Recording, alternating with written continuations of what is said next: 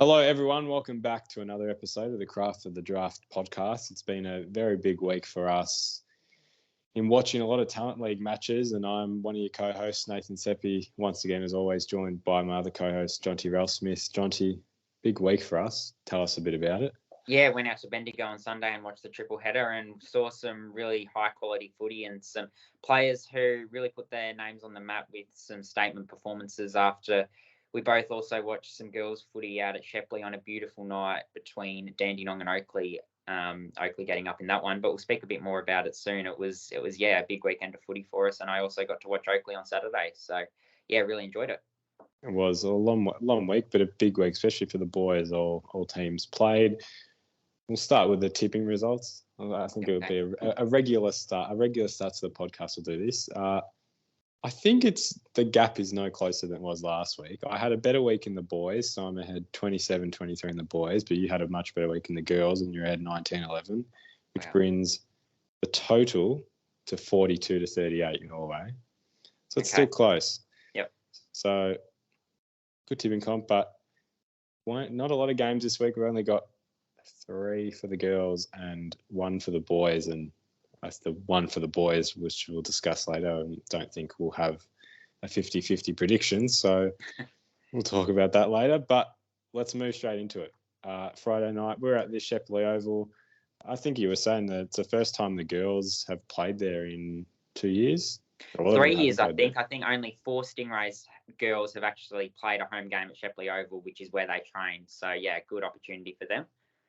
Yeah, well, it was a lovely oval, been there a couple of times, but no, it was the Dandenong who started really well, and it looked like they were going to, I wouldn't say cruise, but they definitely had the early dominance, and they kept in the second quarter. They got out to a 14-0 start, and those 2 goals in the first quarter were the only goals they kicked, surprisingly. They kicked 6 points, and I think inaccuracy really killed their chances of killing off the game in general.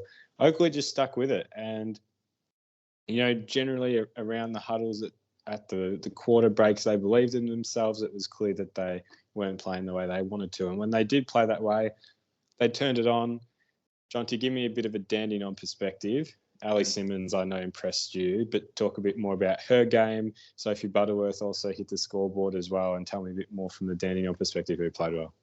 Yeah, well, Ali Simons is one who backed up a strong performance last week against Gippsland, where she really put her name on the map, and she's gone out and done it again against Oakley. So really was the dominant ruck on the day. She's a bottom major. She not only wins hit-outs, but was willing to take possession 4 or 5 times from the ruck contest and has real burst through the middle. She's probably undersized to be a ruck at the next level, so it's really important she's showing traits in other areas of the ground, and she did that on Friday night as well, taking a really big mark in defence that caught some people's eyes and just has those traits that you think will lend themselves to the next level. A really exciting prospect for someone that's still got more than a year left in the Talent League system. You mentioned Sophie Butterworth, her probably inability to sort of finish off after looking really dangerous throughout the night, just couldn't quite take the marks of balls she got her hand to and that sort of thing, was probably emblematic of the fact that Dandenong weren't able to finish off. She was probably a part of that, and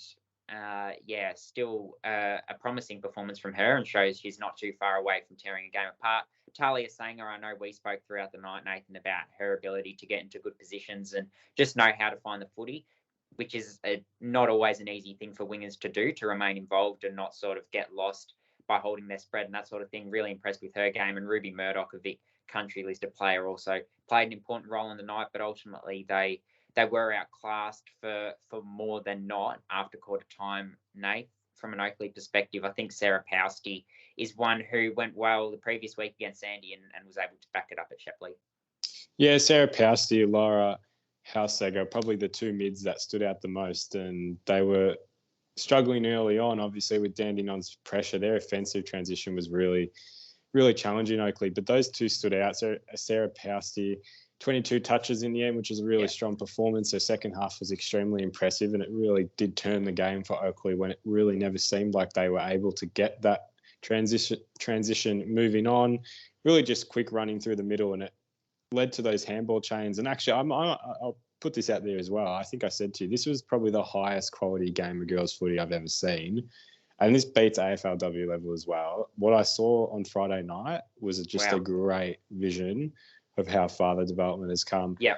And we've seen sort of with girls' footy can be very contested, a lot of balls up, ball ups, a lot of stoppages. This 100%. was very free flowing a lot of the time.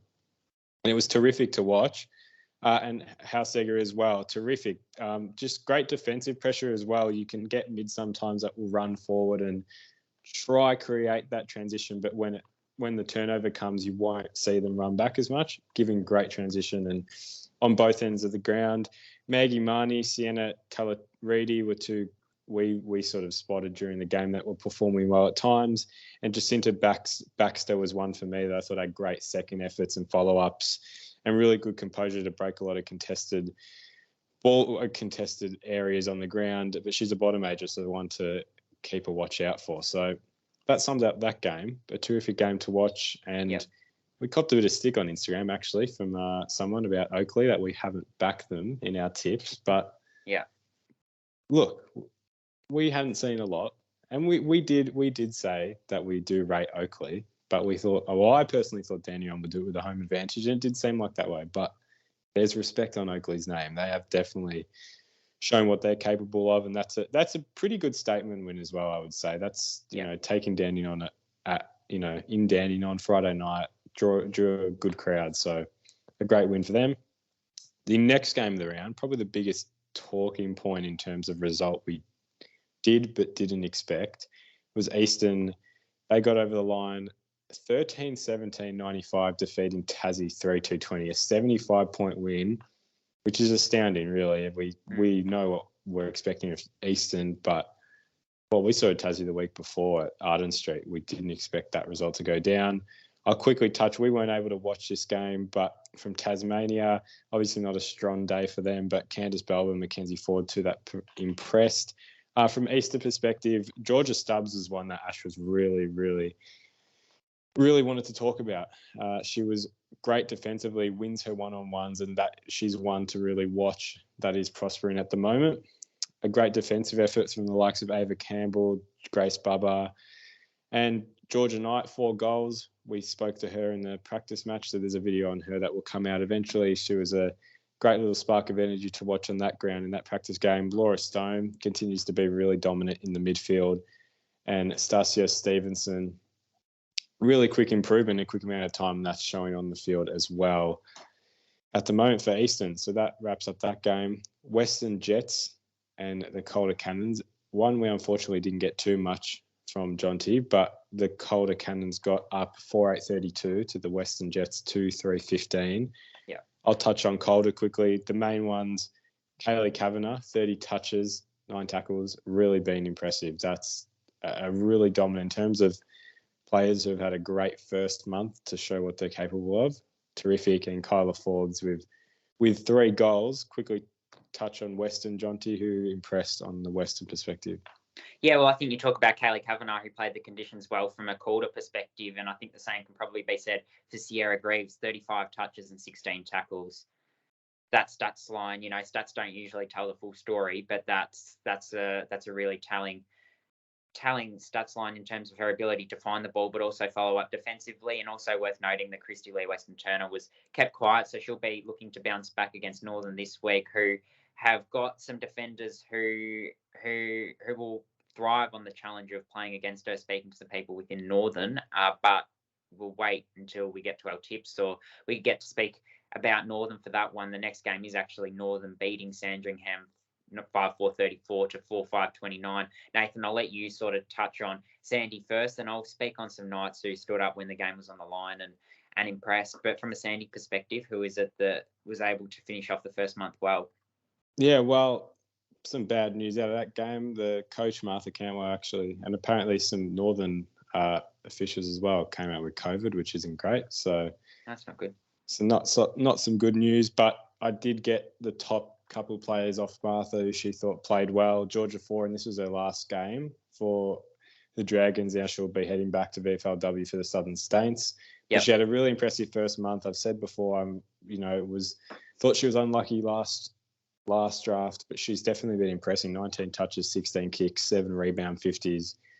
And she's just that main 1.5 back line that really sets up the transition down the ground. Shaden Aylan, probably her breakout game for the month. I would say breakout game, but just a game where she's impressed and put herself on the map a bit. 23 touches, 5 rebound 50s, 2 inside 50s. So great on both ends of the field. Mia Zielinski came back from ankle surgery, her first game back. 2 goals on return off 5 touches. So pretty impactful per possession. Sophie Mackay, also her first game. That is the sister of Abby Mackay, who plays for Carlton's AFLW side. 11 touches, 6 tackles, and 4 inside 50s. So she's one that has definitely been impressive in the preseason. A great midfielder. And then Ruby Dale, sort of rotating mid and a ruck and forward, 1 goal and 13 touches. So, she's starting to show that impact on her height in the forward line at the very least. So that's from the Dragons' perspective. So that is our girls' review. A very short week. We're going to leave our tips till the end, because. Sorry, Nate. Just to sort of touch on Northern as well. If I could just. Sorry. I forgot you. I started first there. Yeah, that's all good. Northern. Just to touch on a few Northern players. Yeah, Ava Jordan was one throughout the game who stood up and is really showing why she is one who is among that sort of Vic Metro mix and is being talked about to go to the next level. She's got 31 disposals and spent the predominant part of the game in the midfield. There is the desire to get her going forward as the year goes on and allow her to develop her forward craft, but I think she's shown her ball-winning ability in this game. Wingers Holly Bridwood and Zoe Hargraves set up really well and were really important in Northern sort of late in the game, being able to lock it inside forward 50 and not allowing Sandy to get that scoring opportunity towards the end to I guess steal the game. They both had intercept possessions at important stages, and Paige Graham was another one who impressed. She played on Alicia Pisano last week. We know Alicia Pisano kicked 6 goals, but she was given the job and only kicked 2 goals on her, did Pisano, when she's one who does continue to impress in defence from a Northern perspective. But yeah, Nath, if you want to proceed with our girls' tips now, we've got 3 games. Well, I was going to say we'll leave our tips all the way till the end and do them all in one thing. Yeah, makes sense. Because we've only got 4 to do, which is odd. But I actually just thinking I'll read the ladder out, because we do have a good sense now with the ladder. We didn't really bother reading it out for the first couple of weeks because you don't really have a good gauge at that point. But Calder sit top of the ladder. Oakley, Eastern, and Tassie all on 12 points. Tassie's the only team who's played 4 games. The other 3 are unbeaten. So 3 teams to watch. And Calder and Oakley, it's actually first v second this weekend, which we'll touch on later. So cracking game, 2 undefeated teams. Further down, we've got Rebels, Northern, Dandy, Nonsin in the mid part. And we've still got Sandy, Western, Murray, and Gippy who are searching for their first win. So we've got a good variety of teams who are across the ladder. So we're getting to know some teams better now and seeing what they're capable of, but definitely still a very competitive league from what we've seen. So we'll move now to the boys. It's a full week. So a full week of boys games. We're going to swiftly go past the ones we didn't see as much of, because we obviously did see a lot of footy on the Sunday that we have a lot more from. But this is one you were at, Jonty.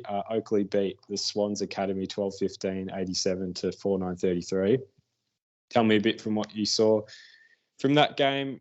You've noted here, normal suspects doing well. Tell me a bit more about Oakley's impressive players on the day.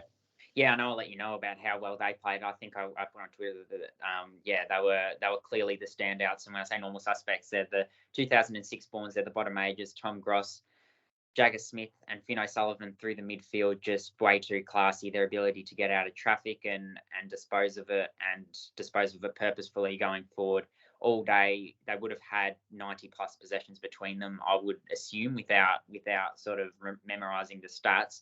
But outside of them, it was really good to see Will Elliott back for his first game of the season. He was a really highly regarded draft prospect last year. He didn't probably get to show his wares as much as he would have liked due to injury. Coming off that injury, he started deep forward, and that's where he spent the majority of the day. Did take the ruck contests inside 50, but it was a good return match for him. He'll be better for the run and was able to get his hands to a few balls inside 50, even if he wasn't able to always clunk them. He was creating a contest.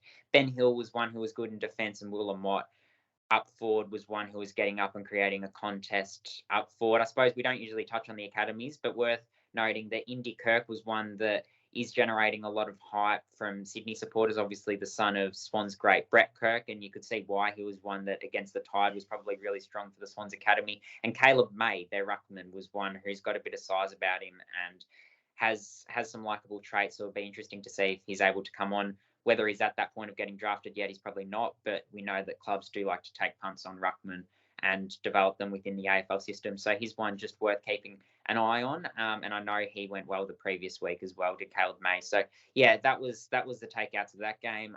Breeze through Sandy and GWS. Sandy also had an academy team. They won 15-8, 108 to GWS's 8-3, 51. It was a day out for a fair few of them, but it was good to see Charlie Harrop get a fair few shots on goal. He's one who does offer a lot up forward with regards to his ability to get his hands on it and create a lead, and his forward craft as well. So he only kicked 2 goals, but I think he had 6 or 7 shots. So just lacking that finishing polish, but still a good day out for him. Miles Enders and Harvey Johnston sort of capping off a really strong first month of footy for them. And yeah, we can certainly expect to see them pushing into Vic Metro. Billy McGee Gallimberti was one who impressed. He sees the game really well and has got a good turn of speed. Bego Vizentini, Levi Ashcroft, and Will Brown all played well, as you would expect, the Vic Metro representatives. So that was that game. Then Tassie and Eastern, Nathan, from a boys' perspective, another surprise result. We know how strong they are individually, Eastern, from a boys' perspective, almost as much as from a girl's perspective. But it was Tassie who got the win in that one, 11-15-81 to Eastern's 9-8-62. I know from a Tassie perspective that Tom Beaumont played well. Obviously, there was the absence of a couple of players with the AFL Academy being out, Colby McKercher and Jack Callanan, but he was able to stand up as that big-bodied mid and cap a strong first month. We know they've still got a game to go, though, of course, against the NT Academy this week. Jack Dolliver and Heath Ollington were a couple up forward who were really good, a couple of overages who got a few shots on goal, so it was good to see them go well. But Nate, from an Eastern perspective, who was it that went well? Yeah, well, a tougher day for Eastern. Probably the main one to speak about, Riley Wetherill with 4 goals, which is a very impressive performance from him. Yeah, not the best of days for Eastern. I guess the others that probably worth noting in their best, we've got Josh Davies, Tyson Srook, Clay Tucker, Cody Anderson we've spoken about, and Caleb Winsor, probably the top ones to speak about, but not their best day for Eastern. Probably not the, I'm not going to say road trip like we keep mistaking, the plane trip over to Tassie. So not the best of days for Eastern, but we'll move now to another academy team against the current league team, which that's what the Metro teams had this week. But Western Jets finally got their first win on the board. They beat the Lions Academy 10-8-68 to 6-13-49. Jonty, a bit about Logan Morris. He had a performance that was worth noting, so tell me a bit more about that. Yeah, 4 goals too, and we know how good Logan Morris is. I know I've seen him in pracky games, and yeah, I don't think I've actually been able to watch Western at all this season, or I might have watched a little bit of them on a stream, but his hands are really strong. He's able to get up the field and shows a lot of positive signs. So it's good for him to have that performance to prove that he can do it at this level. 4 goals, 2 he kicked, so able to hit the scoreboard as well, and you know, more than not make the most of his opportunities. Massimo Razzo, a small forward type, another one who was among the best, able to have an impact inside 50, and Jake Smith's one who they hope can push to the next level, had a good performance through the midfield as he's sort of a in and under contested ball winner. So good to see him going well, and good from a club morale point of view. They've had, you know, we know they're not fed by the strongest local league, but to get their first win on the board is really good, because they have been competitive in patches in the first month of the season, but they've just sort of fallen away in the last quarter. So to be able to finish it off against the Brisbane Academy is really good. Nathan, we move to Sunday now. Bendigo defeated Gippsland by 17 points. It felt like Bendigo were probably the better team throughout, but Gippsland did keep nagging them throughout the day and made a bit of a charge in the last quarter. Ultimately, it was to no avail. But I think Oscar Smart was, from both of our perspectives, very close to player of the day, but certainly the player of this match. What impressed you about him? He kicked 3 goals, 2, and looked dangerous every time he went near it. Yeah, it was extremely impressive. It was you just saw him building as the game went on, and obviously that confidence took over after a certain point. He's just his burst speed through the stoppages. His kicking was really well. He was kicking really well, something we both noticed. Really strong, like laid those tackles and was just really physical and won his own ball. And in that, he really did win his own ball, got it himself and created opportunities. He was fantastic. Ollie Poole was one we also noticed. John, can you tell me a bit more about Ollie's game that stood out? Yeah, well, I think the thing about Ollie is he has been on the verge of that breakout performance for a couple of weeks. We saw him have signs last week against who Bendigo played last week, or they played the Devils. And prior to that, I know speaking to people within Bendigo, they're really high on what he can produce. So it was a really important first half from him. Maybe wasn't able to sustain it throughout the day, but yeah, certainly important through the midfield. Joe Shanahan, another one that impressed me, was quite clean up forward and had some moments. And I guess you look from a Gippsland perspective, Seb Amoroso, the captain, tough in and under, did really well against the Tide, I guess, when you do consider the fact that they had Poole and Smart in there who played well. And the rucks, they've got to get a lot of credit as well from Gippy. Unfortunately, the Gippsland midfielders weren't able to translate that necessarily into clearances, but we saw Harvey Howe in his return game start in the ruck. He's returning from a long-term injury, cartilage damage in his knee, and will look to push his case for the mid-season draft. But he didn't actually spend that much time in there. He then went and played deep forward for the majority of the day. It was Will Dawson and Lockie Smith who were able to really take advantage of their size superiority, I guess, to the Bendigo ruck, Mitch Dodos, or the makeshift ruckman for Bendigo. Was there anyone else, Nathan, who caught your eye? I guess Ryan Marich, the other one that is worth bringing up. I mean, Marich, he did hit the scoreboard late in the second half. I mean, the scoreboard probably shows he had a very impactful game, but he had a good second half. It wasn't ultra impressive, but, one to keep note of. And then Toby Travali is probably the only one we missed for Bendigo. Just, probably finished up a good 4 weeks that he played really consistent footy in. So I think we've summed that up good. I mean, it was a good game in terms of just seeing the talent against each other. And we've spoken about this. Without Harley in the side, I think that's the best thing for Bendigo, because I personally don't think people like Oscar Smart, Ollie Poole would have had that type of game if Harley was in. And not because Harley takes the ball off him. It's just purely, he's always going to be the focus point, and that's in every AFL team. You're always going to have a focus point. But no, it was great to see both teams in depth, and we've seen Bendigo a couple of weeks now, but it's the first time I think we've seen Gippy this year. So I think the other thing that impressed me with Smart is just how well he sort of sees the play before it actually unfolds, which allows him to sort of get to contests and impact as much as possible. And I think the other thing worth noting on from Marich's perspective is, it probably wasn't his day, but the mentality to, at 3/4 time, not let what had happened affect him. There would have been moments he would have liked back, but to then be able to impact and kick 2 goals when the game was still up for grabs and almost sort of see Gippsland back into the game was impressive. So give him some plaudits for that at least. But I guess from that we move on to a mauling. You predicted a 20-goal win. It was closer to a 30-goal win, Nathan. Called a 30-18, 198. They had a shot in the last 30 seconds, which would have got them over the 200 mark had it gone through. Unfortunately, it didn't. They defeated the Northern Territory Thunder 4-1-25. How much you can really take out of a game like this from a form perspective and otherwise is hard to get a gauge on. But Isaac Kako kicked 7. That was so unbelievable. Really, like I said to you pre-podcast, how many times would you give a 120-point prediction for that prediction to be so wrong in probably the way you don't expect it? That was unbelievable. We kept turning the stream on during, I think it was the back end of the Bendigo game. And, oh my God, it was ridiculous. Look, we've sort of said we don't think it's really good for any talent league team to be playing the NT, and no offense, but the talent just doesn't match. I don't, it's different standards of football down here than it probably is up there, and it's probably not going to give the best showing of your colder talents because they're all going to play well, aren't they? So I suppose from my perspective, I was happy to see Isaac Kako kick 7 goals. Kick 7, got on the board. The goal kicking for this season, or kick the most goals in the talent league, and he was able to kick 7, which sort of caught up the fact that he's only probably averaged 1.5 a game. Only averaged 1.5 a game. That's still outstanding for a bottom major, mind you. and a min name, another Essendon Academy prospect, kick 7 as well.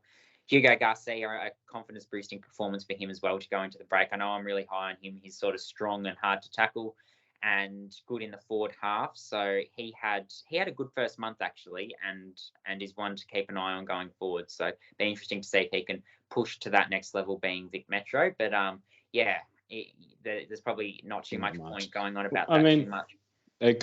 Actually, sort of that you brought up Kako win the goal tally. I thought I'd just quickly bring it up. Yeah. A min name, Logan Morris, 13 goals. They lead the goal kicking tally. Yeah. Tom Anastasopoulos with 12, Riley Wetherill with 11, and Miles Ender, Isaac Kako, Ziggy Toledo on 10.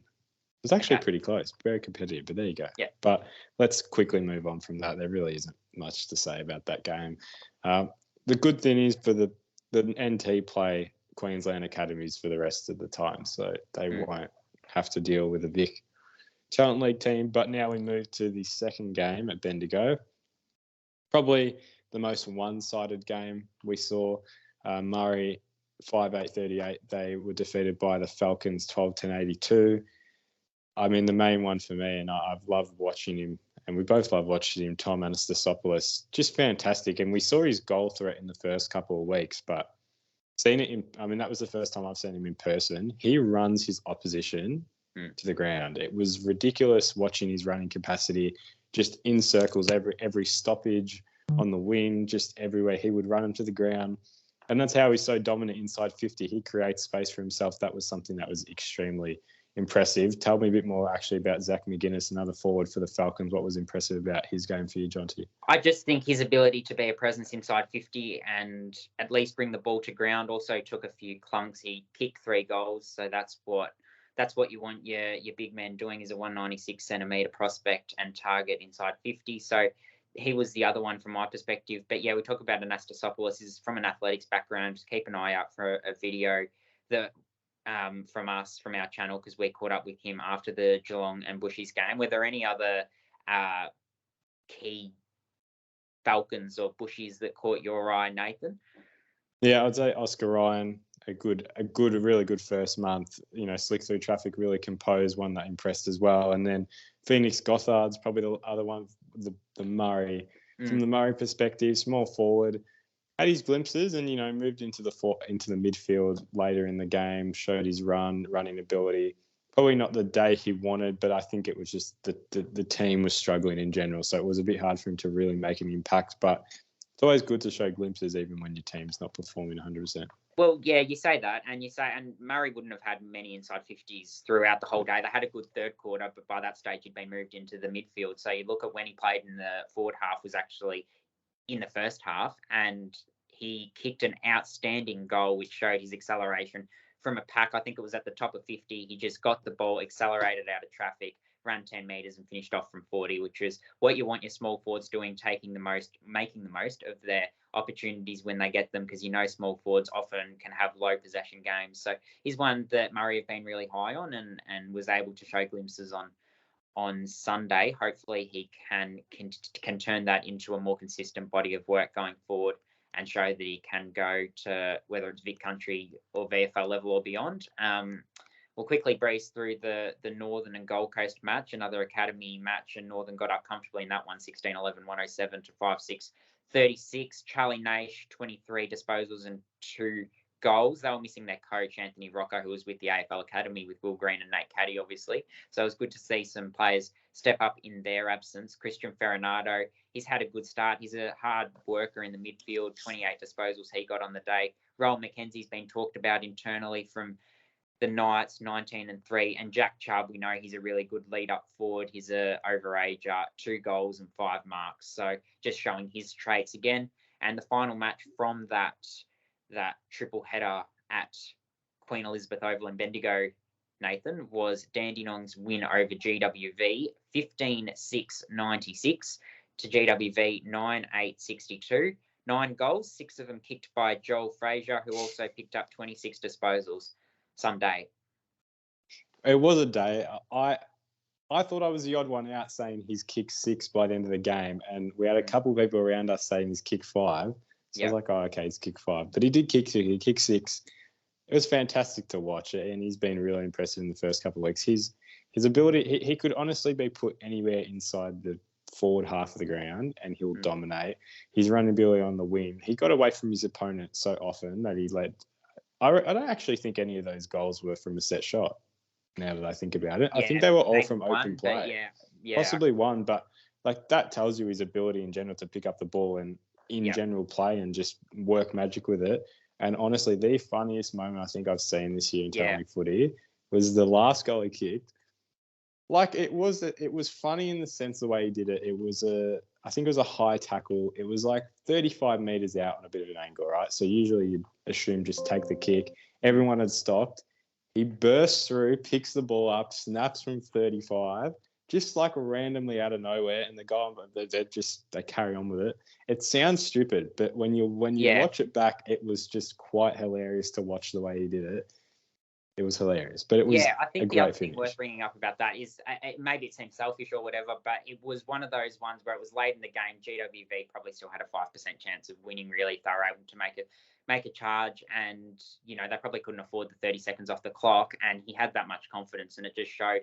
But that's the sort of thing that really impressed. He got 7 clearances as well, and a lot of them would have been from that burst that he showed, just his ability to cleanly pick up, gather, take a couple of steps and kick that ball. So that was a trait that was on show throughout the day, and I suppose it all came to the fore in that clean highlight reel there. For sure. I think Lamont Lawal is another one who's got a lot of praise from Dave Loader throughout the first month of the season, and even in pre-season, he was really high on what he's able to produce. So we know he's part of the Multicultural Academy and a Western Bulldogs Next Generation Academy prospect, performed well in defence, provides run and gun and rebound. And I guess at the other end... I just wanted to add quickly, I mean, he did not...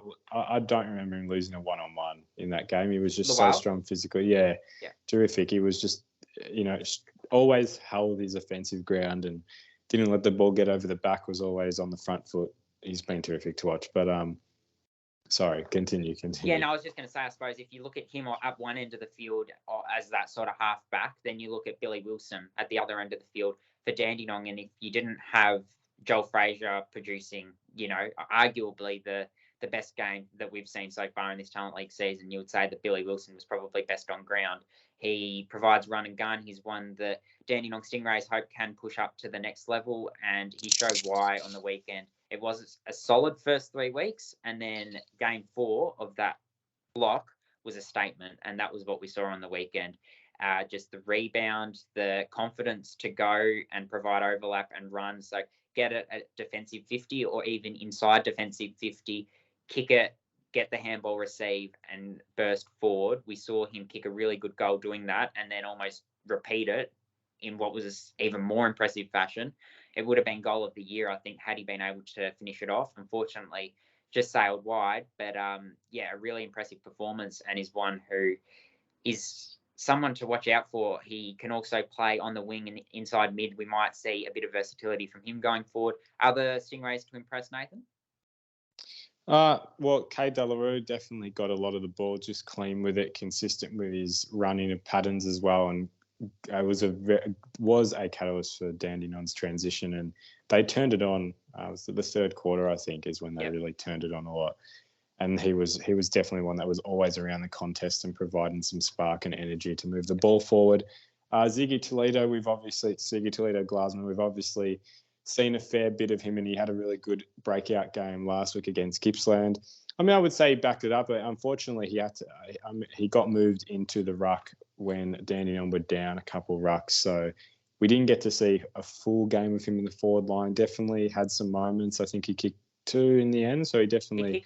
He kicked 3 in the end. Kicked 3. So it was definitely a good performance, and he had to back it up the week before. You don't obviously want to have just one game and then drop off, but he definitely... he definitely did back that up.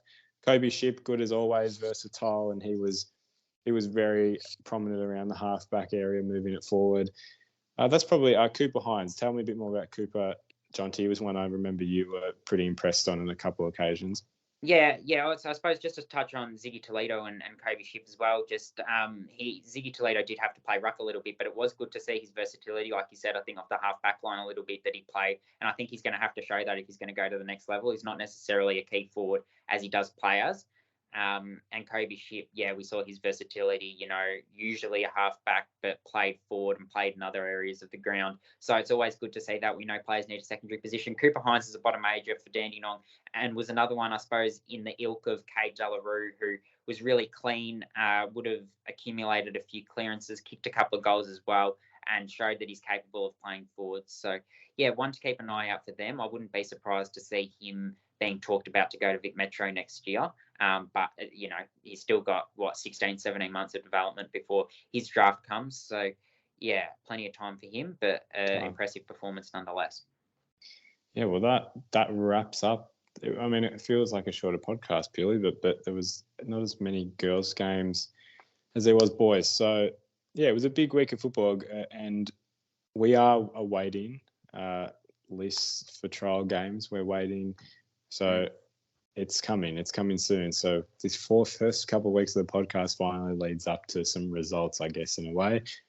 So once we get that information, we'll definitely be talking about that and analysing that a bit more. And obviously when when these games are played, we'll obviously discuss these a lot more. But let's finish as we always finish with our tips for round 6 of the girls, round 5 technically of the boys, even with one game being played. So not a lot of football this week. Let's start with that lone boys game, which is Tasmania and Northern Territory. I liked your idea where we are just going to predict how much Tassie are going to win by, and whoever is closest will get the tip on this one, just to have some fun with this. I am going to say Tasmania by 143 points. I'll say Tassie by 142. So if it's anything lower, I win. Oh, that's fair play. I like that. I like that idea. We now go to the 3 girls games. So we've got 3 main games on the Saturday: Northern Knights and the Western Jets at PCO. Tough one to pick from because both teams have had their ups and downs. Northern had a really close win against Sandringham.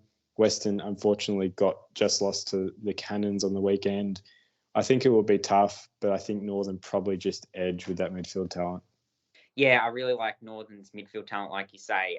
Talia Plunkett, Ava Jordan, Winnie Buckley, that'll get them over the line, I reckon. And then the second game of the day, Oakley and Calder at, I'm not going to try and pronounce the name, but it's Oakley's ground. Warrawee Park. Like we said earlier in the podcast, this is first v second, 2 undefeated teams. This will be a terrific game to see how it unfolds. We've been criticised for not backing Oakley. I'm going to back Oakley this week. First time at their home ground, which they don't usually get to play here very often. But I'm going to back Oakley in this one, in a very close one. I'm going to say Oakley by 4 goals in this one. Yeah, I think they've been really strong and like what I've seen from them. I reckon Maya Stovey's ready for a breakout performance. She's been solid or better than solid to start, and I reckon she can go to the next level. And then the final game of the round is Eastern and Sandringham at Kilsyth. I mean, Eastern, what do we say now about Eastern? I thought Tassie would beat them on the weekend, and Eastern got up by 75. Sandy's still without a win. I don't think a winless start to the season really reflects their actual games in general and, how they've been playing. But they're obviously going to take it up to whoever they come against. But I don't think anyone's going to beat Eastern, frankly. It just looks like, it feels like that's how it's going to be. So I think Eastern get it done. It's hard to see them not. I agree with that. Eastern by 6 goals. Well, that wraps it up for this episode. We're sort of at the time now where there is not really many games, especially after this week of girls. There is nothing being played for a couple of weeks. It's just a couple of academies, and we're obviously not going to discuss that. But it's like we said, once these trial games happen, got a lot more to talk about. We are going to be talking to some coaches over the next couple of weeks as well about how they've seen a couple of players perform. There's a lot of content to come out. So please follow our socials. We have been really going hard at it, and it probably doesn't seem like there's a lot, but there is about 9 or 10 videos waiting to be released that are coming soon. So please follow us. Craft the Draft on Instagram, COT Draft on Twitter. And watch out for whatever's to come on these socials. There's some great players we've chatted to, had some really good chats, not just about football, about more than just football. So it was really good to get that done. But yeah, thank you, Jonty, for joining. We'll catch you all next Wednesday. So until then, thank you for watching or listening, and we'll see you next week.